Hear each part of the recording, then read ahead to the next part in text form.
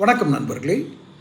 தொடர்ந்து தானும் தன் ஆதரவாளர்களும் புறக்கணிக்கப்படுவதாக அந்த கட்சியினுடைய சகோதரர், அண்ணன் சகோதரர் மிக கடுமையான கோபத்தில் இருக்கிறார்.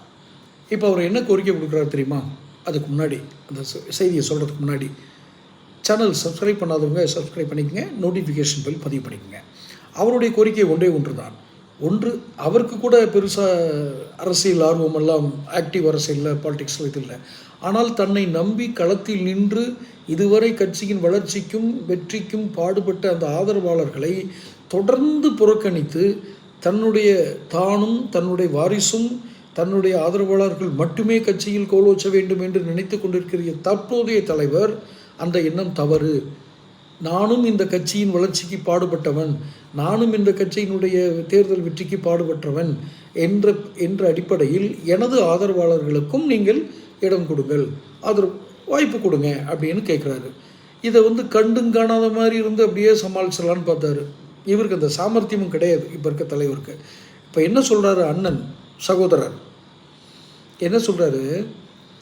பொதுக்குழுவை கூட்டுங்கள், யாருக்கு அதிக ஆதரவு இருக்கிறது என்று பார்ப்போம், அவர் தலைவராக வருவோம், கட்சி தலைவராகிடுவோம். அதுக்கப்புறம் முதலமைச்சர் வேட்பாளரை தேர்தலை சந்திக்கிறதும் அப்புறம் பார்க்கலாம் அப்படின்னு. இதற்கான மிக மும்முரமான வேலைகளில் ஒன்றாக தமிழகம் முழுவதும் இருக்கக்கூடிய தன்னுடைய ஆதரவாளர்களை அதாவது இப்போ இருக்கிற தலைமை மேலே அதிருப்தி இருக்கிறவங்க ப்ளஸ் தன்னுடைய ஆதரவாளர்கள் எல்லாரையும் ஒருங்கிணைக்கக்கூடிய வேலைகள் மிக ரகசியமாக ஆனால் வேகமாக நடக்குது. இப்போ என்ன ஆகும்? ஏற்கனவே தேர்தல் வேறு 2026 சட்டசபை தேர்தல் வேறு நெருங்கிட்டு இருக்கு. இந்த சமயத்தில் கட்சிக்குள்ளேயே குழப்பமா? அதுவும் முக்கியமான கட்சியான நம்மளேவா, நம்ம எவ்வளவு ஜனநாயகமாக நடத்துகிறோம், எவ்வளவு ஸ்ட்ராங்கான கட்சின்னு ஊரெல்லாம் சொல்லிக்கிட்டு இருக்கிறோம். நம்ம கட்சிகள் இப்படி 2 செங்குத்த பழந்துச்சுன்னா என்ன ஆகுறது? இந்த வேலையை செய்தது யார்? அது அவங்க குடும்பத்தில் இருக்கவதான். அந்த குடும்பத்தில் இருக்கிற ஆட்சியை கெடுக்கிற எல்லாத்துலேயும் தலையிடுற ஒரு நபர் தான். முதல்ல பையனை வெளியேற்றி பார்த்தாரு, இப்போது சகோதரரை வெளியேற்ற பார்க்குறாரு. இப்போ என்ன நடக்கும்?